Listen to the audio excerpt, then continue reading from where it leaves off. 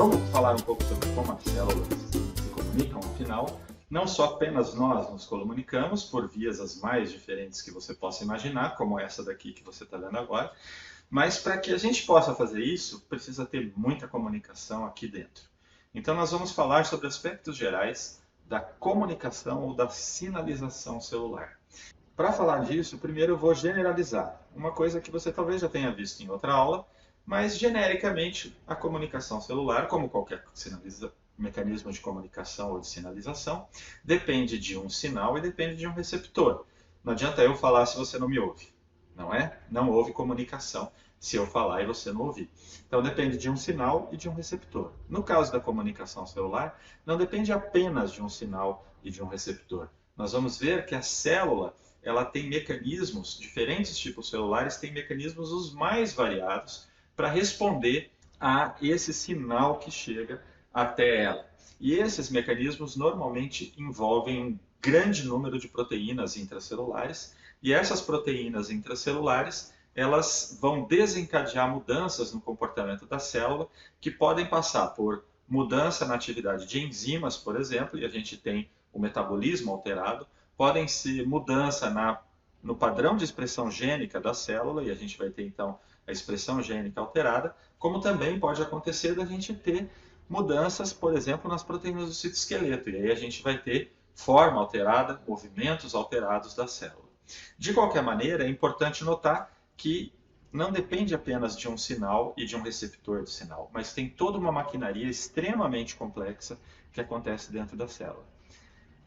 Da mesma maneira que a gente conhece muito bem um neurônio e o funcionamento geral de um neurônio, e tem uma dificuldade enorme de entender como esses neurônios se comunicam no cérebro, a gente tem muita dificuldade de entender isso. Da mesma maneira, a gente conhece muito bem uma grande quantidade de sinais, uma grande quantidade de receptores celulares, mas os mecanismos subjacentes são tão diversos, tão variados nas células, que também entender o funcionamento desses mecanismos não é uma coisa simples. Veja uma célula respondendo a um sinal. Neutrófilos humanos, retirados do sangue de um estudante de graduação, são células móveis que migram rapidamente para os locais de lesão para ajudar a combater uma infecção. Eles são atraídos por sinais químicos que são liberados por outras células do sistema imunológico ou por micróbios invasores. Neste experimento, pequenas quantidades de quimioatraentes são liberados de uma micropipeta. Quando o neutrófilo detecta estes compostos, ele se polariza e se move em direção à fonte.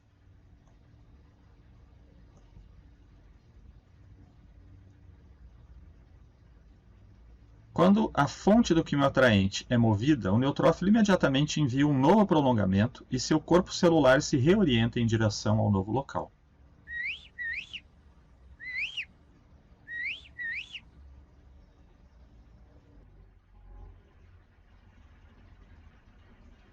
Então você observa mudanças no comportamento celular muito evidentes a partir da chegada de um sinal. Bom, existem diferentes tipos de comunicação celular. Diferentes autores tratam de maneiras diferentes a classificação dos tipos de comunicação. Eu vou apresentar um deles aqui para vocês. A gente tem o tipo mais direto de comunicação que a gente pode imaginar é a comunicação direta do citosol de uma célula com o citosol da célula vizinha. Isso acontece em função da presença em alguns tipos celulares, em especial nos tecidos epiteliais, a presença das junções comunicantes, que são aquelas que proteínas formam canais que permitem o trânsito de pequenas moléculas diretamente do citosol de uma célula para outra. Os vegetais têm uma situação parecida, que são os plasmodesmos, que permitem a comunicação do citosol de uma célula parenquimática com a célula parenquimática vizinha, por exemplo. Nas células humanas, seu fígado mobiliza glicogênio com a chegada de sinalização química, através também dessas junções comunicantes. Então nem todo o fígado recebe o sinal, mas todo o fígado é ativado porque o sinal é transmitido dentro da célula, é transduzido dentro da célula e transmitido de célula para célula via junções comunicantes. Então essa é a comunicação direta célula-célula. A gente tem comunicação que é quase direta célula a célula, que a gente chama de dependente de contato. A comunicação dependente de contato é aquela comunicação em que uma célula tem o sinal na sua superfície, normalmente mergulhada na membrana plasmática dessa célula, e o receptor desse sinal está na superfície de outra célula. Nesse caso, então, as células precisam se encontrar lado a lado para que o sinal e o receptor se encontrem. Ativado o receptor, o mecanismo de sinalização da célula-alvo vai desencadear a mudança de comportamento dela. Próximo disso é a sinalização parácrina, é a comunicação do tipo parácrina. A comunicação parácrina é aquela em que o sinal é jogado para fora da célula, mas ele atua nas células vizinhas, nas células próximas à célula que emitiu o sinal. Essa sinalização parácrina a gente vai ver em um monte de situações no organismo multicelular, e o sinal ele fica restrito à região da vizinhança, normalmente porque ou ele é retido, ou ele é rapidamente degradado, ou a própria molécula é instável bastante e não dura muito tempo. Nesses casos, então, a sinalização vai afetar apenas células que estão próximas da célula sinalizadora. Outros dois tipos de sinalização são as sinalizações de longa distância. A sinalização de longa distância é aquela, então, que o sinal vai percorrer longas distâncias para que efetivamente encontre o receptor desse sinal. A sinalização sináptica é aquela feita pelos neurônios, no qual a molécula sinalizadora ela se comporta como na sinalização parácrina. Ou seja, a molécula sinalizadora é secretada pelo neurônio e a célula-alvo está bem pertinho, ali na sinapse, para receber esse sinal. Porém, o sinal que fez o neurônio disparar o seu sinal normalmente está longe da célula que recebeu esse sinal do neurônio. Então, eu posso ter um neurônio sendo estimulado a sinalizar na minha coluna vertebral. E a célula que vai ser estimulada por esse neurônio está lá na ponta do dedão do pé. O mesmo neurônio, que tem um corpo muito comprido, recebeu o sinal na coluna vertebral e emitiu esse sinal para um músculo, por exemplo, lá na célula do dedão do pé. Então, é uma sinalização de longa distância. A outra sinalização de longa distância que a gente tem é a endócrina. É aquela sinalização em que a molécula sinalizadora se difunde por todo o organismo e vai causar a resposta de células que tenham receptores para aquele tipo de sinal que foi lançado. Nesse caso também é uma sinalização de longa distância. A sua hipófise, que é uma glândula secretora de hormônios, pode secretar esse hormônio que vai se difundir por todo o corpo e atuar em diferentes células do corpo muito longe da hipófise. A sinalização de longa distância, ela então, como você deve ter percebido, tem diferentes estratégias de acontecimentos. Quais são essas diferentes estratégias? Pense um pouco sobre a sinalização endócrina, a sinalização sináptica e quais são as diferenças, sendo que ambas trabalham em longas distâncias. Então veja, no caso da velocidade é muito evidente isso. A sinalização sináptica é muito rápida, ela acontece numa fração de segundo. O estímulo do neurônio para secretar um neurotransmissor vai chegar até a secreção do neurotransmissor muito rapidamente, porque um impulso elétrico na membrana do neurônio é que vai levar pelo axônio o sinal que o neurônio recebeu até a secreção lá no dedão do pé. Então a velocidade é muito grande. No caso da resposta do hormônio, a velocidade é muito mais lenta, porque o hormônio tem que ser secretado, tem que cair na circulação sanguínea até chegar e encontrar a célula receptora. Então a velocidade da comunicação do tipo endócrina, normalmente é bem mais lenta do que da sináptica. Outra coisa que varia é a concentração da molécula sinalizadora, a concentração do sinal. Na fenda sináptica, uma quantidade grande de neurotransmissor pode ser liberada e ele já está ali, a célula receptora já está ali. Então ela está exposta a uma quantidade muito grande do neurotransmissor. O hormônio, como ele se dilui pelo corpo todo, pela corrente sanguínea, vai estar em cada parte do corpo numa concentração muito menor. Então a concentração do sinal é muito diferente. Isso tem uma consequência. A afinidade do receptor da célula-alvo pelo sinal vai variar muito nesses dois tipos de comunicação. Na comunicação endócrina, como o sinal está numa concentração muito baixa, espera-se que o receptor tenha uma afinidade muito alta pela molécula sinalizadora, de tal sorte que mesmo em concentrações baixas essa interação ocorra. Já no caso da sinapse, não. Uma quantidade grande de neurotransmissor é liberado na fenda sináptica, a célula já está ali, então a afinidade do receptor da célula-alvo, no caso da comunicação sináptica, pode ser muito mais baixa e ainda assim a comunicação funcionar muito bem. Obrigado. Além disso, temos que pensar também que a afinidade tem a ver com a duração, com a permanência do sinal ligado no receptor. Como a resposta na comunicação sináptica geralmente é uma resposta muito rápida, isso foi uma resposta muito rápida, o que vai acontecer é que o sinal tem que ser extinto rapidamente. Uma baixa afinidade pelo receptor permite que esse desligamento receptor-sinal, ou seja, parar o sinal, aconteça muito rapidamente. E no caso da comunicação endócrina, o sinal pode ficar mais tempo ligado ao receptor e geralmente essas respostas então vão acontecer de forma um pouco mais lenta também e vão durar um pouco mais. A gente vai falar sobre essa relação sinal-resposta depois de falar dos tipos de receptores, que você já ouviu falar genericamente. Genericamente existem dois tipos de receptores. Receptores de superfície celular, que são aqueles receptores que vão interagir com moléculas sinalizadoras, geralmente hidrofílicas. Lembra o que é hidrofílica? Espero que sim.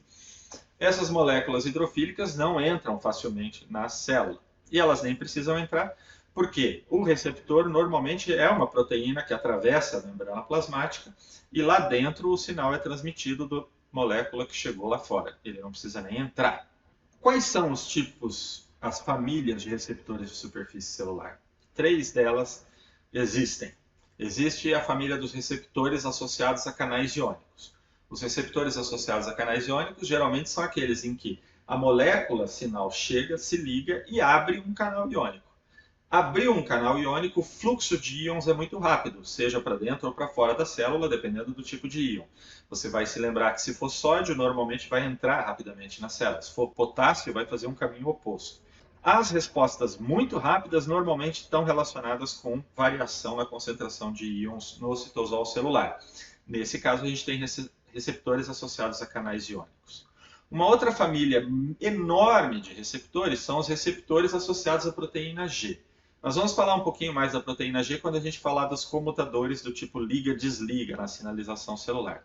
Mas, genericamente falando, então, a gente tem a proteína G, que é uma proteína que tem esse nome porque ela tem GTP ligado a ela quando ela está ativa e GDP ligado a ela quando ela está inativa.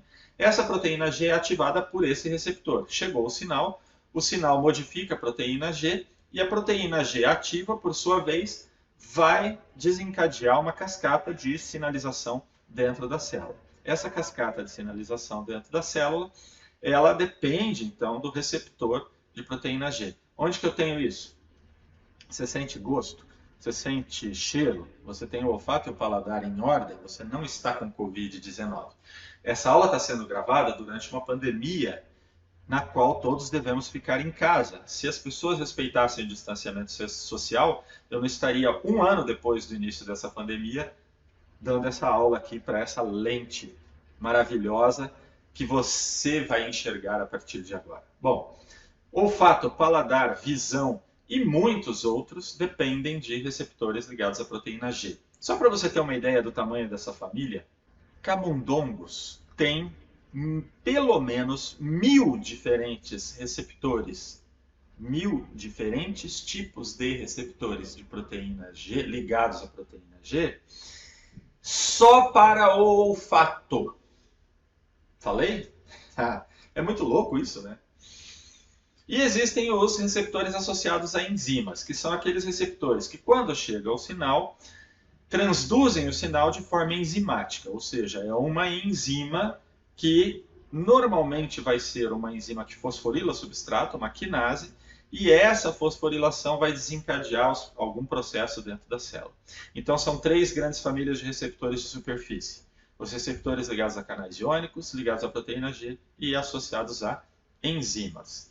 E existem os receptores intracelulares, que podem ser citosólicos ou nucleares e que vão ser os responsáveis pelo início do processo de sinalização de moléculas sinalizadoras que são hidrofóbicas, que, portanto, atravessam membranas. Se elas atravessam membranas, elas podem entrar em qualquer célula. Por que é que não todas as células respondem a esse tipo de sinal? Porque só células que têm o receptor para aquela molécula vão responder. Que tipos de moléculas atuam como moléculas sinalizadoras? É uma miríade também. Existem proteínas, que são moléculas sinalizadoras. A insulina é um hormônio proteico.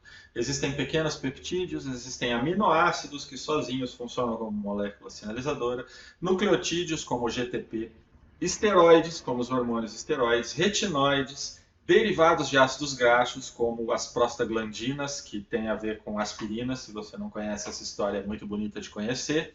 E até gases, como o óxido nítrico ou o monóxido de carbono, também funcionam como moléculas sinalizadoras. Então a gente tem uma quantidade muito diferente de moléculas sinalizadoras diferentes. E essas moléculas vão provocar respostas que podem ser rápidas ou podem ser lentas dentro da célula. O que é uma resposta rápida? É uma resposta que acontece em poucos segundos ou em muito menos do que um segundo. Respostas rápidas normalmente envolvem a modificação na via de sinalização de proteínas que já estão lá dentro da célula. Essas proteínas são simplesmente modificadas e alteram a maquinaria intracelular de modo a modificar o comportamento da célula. Exemplo, contração muscular. As proteínas já estão prontas. Chegou o sinal no músculo, essas proteínas são alteradas e a alteração dessas proteínas levam ao processo. E as respostas lentas são aquelas que vão acontecer depois de minutos a horas da chegada do sinal. Essas respostas, caracteristicamente, são respostas que alteram a expressão gênica da célula, que alteram a síntese de proteínas. Então, as proteínas não estão prontas, mas o sinal desencadeia a síntese de determinadas proteínas e essa síntese dessas proteínas vai desencadear, depois de alguns minutos, depois de algumas horas, a mudança no comportamento celular. Quando a gente falou de divisão celular, de ciclo celular, a gente teve um exemplo disso. Algumas moléculas são produzidas ao longo do ciclo celular para que a célula possa funcionar adequadamente nesse ciclo. Então, por enquanto, a gente viu que existem diferentes tipos de moléculas sinalizadoras, diferentes tipos de receptores, e vimos que a célula pode ter alteração do seu comportamento desencadeada rapidamente ou lentamente, dependendo de como esse sinal é transduzido dentro dela. Nós vamos falar na sequência sobre as relações entre o sinal e a resposta dentro da célula. Não perca!